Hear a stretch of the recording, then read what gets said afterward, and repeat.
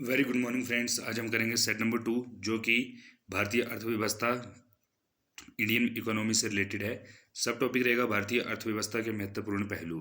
तो most important video 1 to 20 question की, जो कि आपके लिए काफ़ी इंपॉर्टेंट रहने वाली है। सभी क्वेश्चन किसी न किसी एग्जाम में अपेयर हुए हैं, तो आपको वीडियो पूरी देखनी चाहिए। 1 to 20 क्वेश्चन आपके रेडी हो जाएंगे। अगर अभी तक आप इस चैनल पर आप नए हैं तो प्लीज़ आप चैनल को सब्सक्राइब आप जरूर जरूर जरूर कीजिए। यहाँ पर आपको हिमाचल प्रदेश कॉम्पिटिटिव एग्जाम्स में पूछे गए हिमाचल प्रदेश में जीके के सभी क्वेश्चन मिलेंगे, सेट वाइज और टॉपिक वाइज।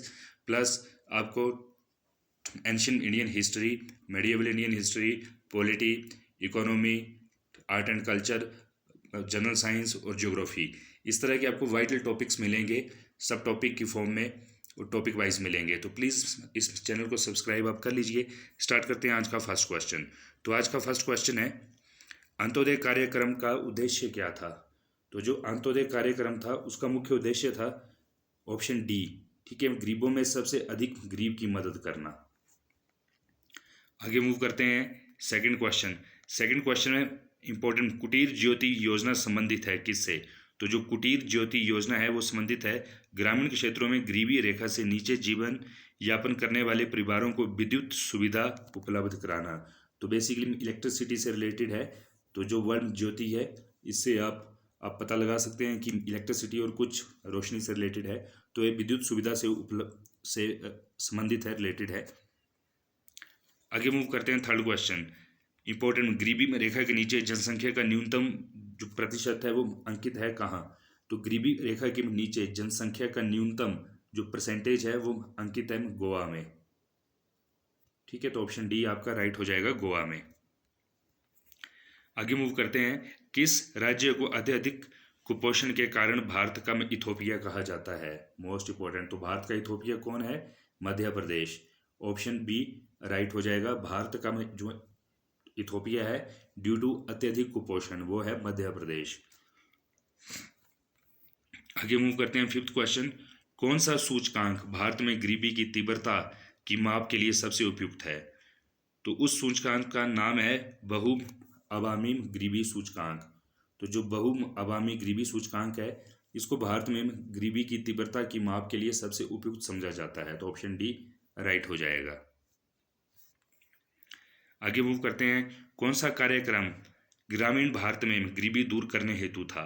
तो बेसिकली ये जो सारे हैं आपके IRDP, ट्राइसैम, नरेप, ये सभी कार्यक्रम जो हैं गरीबी को दूर करने के लिए बनाए गए थे। ऑप्शन डी राइट आंसर रहेगा।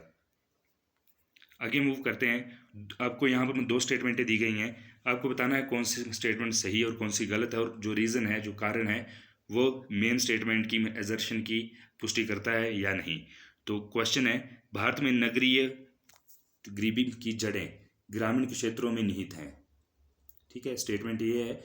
और इसका जो कारण है वो है ग्रामीण क्षेत्रों में शिक्षा का स्तर बहुत नीचा है। तो देखिए दोनों सही हैं, पहला भी सही है और दूसरा भी सही है, जो कारण है वो भी सही है और जो कथन है वो भी सही है। बट जो कारण है वो जो कथन है उसकी सही व्याख्या नहीं करता है, ठीक है। तो ऑप्शन बी आपका राइट हो जाएगा। आगे मूव करते हैं 8वां क्वेश्चन। वर्ल्ड डेवलपमेंट रिपोर्ट किसका वार्षिक प्रकाशन है? Very important question. तो फ्रेंड्स जो WDR वर्ल्ड डेवलपमेंट रिपोर्ट है वो वार्षिक प्रकाशन है IVRD का। ऑप्शन फर्स्ट आपका ठीक हो जाएगा। आगे मूव करते हैं 9th क्वेश्चन। मानव विकास सूचकांक ह्यूमन डेवलपमेंट इंडेक्स किस अर्थशास्त्री की देन है? Most important question. तो जो ह्यूमन डेवलपमेंट इंडेक्स मानव विकास सूचकांक है वह महबूब उल हक की देन है। ये अर्थशास्त्री थे, इनकी देन है मानव विकास सूचकांक। आगे चलते हैं हम 10th क्वेश्चन की तरफ। 10th क्वेश्चन है इंपॉर्टेंट, निम्न में से कौन सा मानव विकास सूचकांक का हिस्सा नहीं है? तो जो ह्यूमन डेवलपमेंट इंडेक्स है उसके अंतर्गत स्वास्थ्य व पोषण, प्रति व्यक्ति आय, जन्म के समय जीवन प्रत्याशा, ये सभी शामिल किए गए हैं, लेकिन सकल नाम निवेश दर इसमें शामिल नहीं है, ठीक है। इस चीज़ को याद रखिएगा, इंपॉर्टेंट है। और किसकी देन है मानव विकास सूचकांक? तो ये देन है महबूब उल हक की, ठीक है। आगे मूव करते हैं 11th क्वेश्चन। मानव विकास सूचकांक ह्यूमन डेवलपमेंट इंडेक्स का आधार क्या है? तो जो मानव विकास सूचकांक है, ह्यूमन डेवलपमेंट इंडेक्स है, उसका जो नींव है, जो आधार है, वो है स्वास्थ्य, शिक्षा और जीवन स्तर। ठीक है, तो ऑप्शन सी आपका राइट हो जाएगा, स्वास्थ्य, शिक्षा और जीवन स्तर।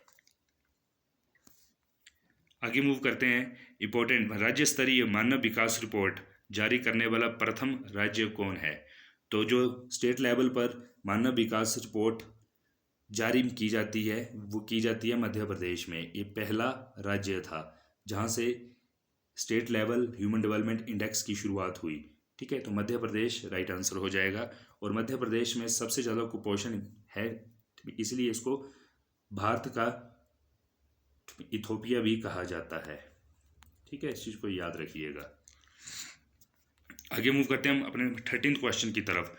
संयुक्त राष्ट्र विकास कार्यक्रम UNDP की मानव विकास रिपोर्ट की तर्ज पर भारत की पहली मानव विकास रिपोर्ट कब जारी की गई?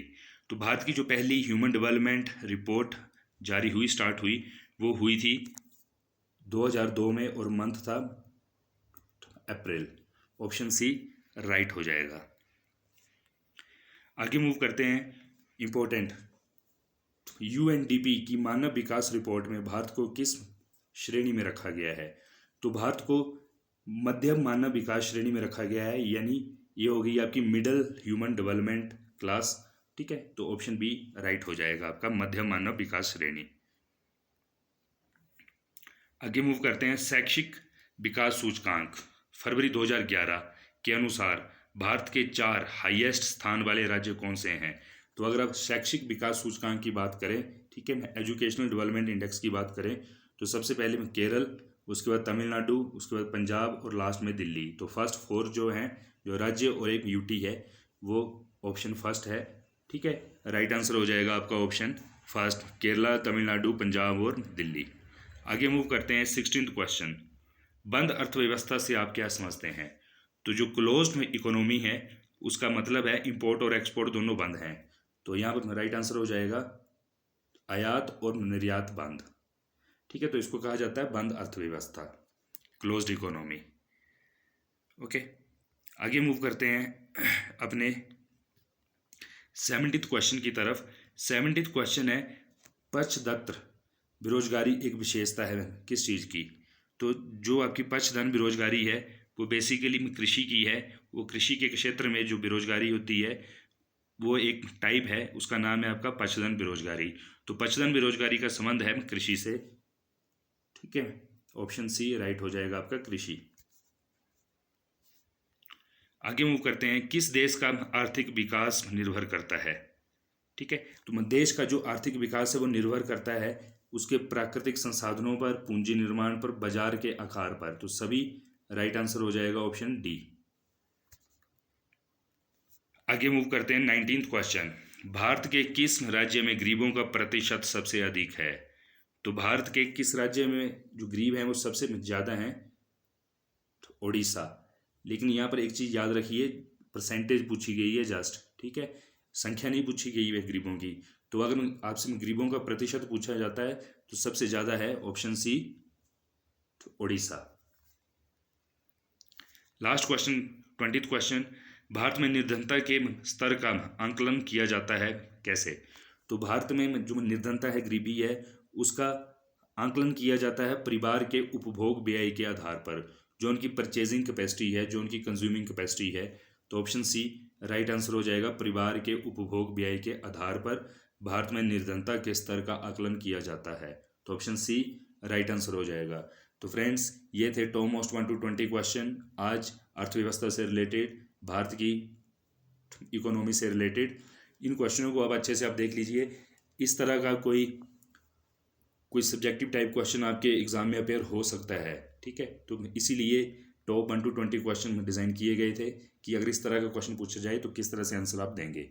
अगर आपको वीडियो अच्छी लगी हो तो वीडियो को आप लाइक ज़रूर कीजिए और चैनल को सब्सक्राइब आप ज़रूर कर लीजिए। Okay, thank you.